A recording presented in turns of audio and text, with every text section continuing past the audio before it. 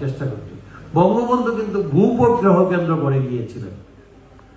বঙ্গবন্ধু দেশটা যেমন স্বাধীন করেছিলেন, তেমনি বঙ্গবন্ধু কিছু আইনও করে গিয়েছিলেন, এমন যে আইনের সুবিধা আমরা এখন ভোগ করছি। যাই হোক, এই যে তার যে দৃঢ়তা, এই যে সাহস, এই যে লক্ষ্যের প্রতি একাগ্রতা, যে এই কাজটা আমি করব এবং এই কাজটা আমাকে করতে হবে, জনগণের সাথে মানুষের কল্যাণে এই কাজটা করতে হবে, এই দৃঢ়তা তার সমসাময়িক কোনো রাজনৈতিক নেতার ছিল না। যেখানে শেরেবাংলার মতো মানুষ, বাঙালি মুসলমানদের মধ্যে তিনি ছিলেন একজন বিশাল মানুষ, তিনিও বলেছেন যে বাঙালিকে ঐক্যবদ্ধ রাখা যায় না, সেই বাঙালিকে বঙ্গবন্ধু ঐক্যবদ্ধ করেছেন। এটা হলো তার সবচেয়ে বড় অবদান।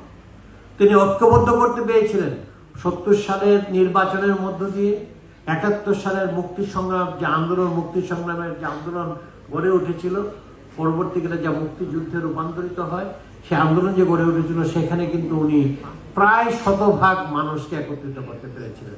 মাত্র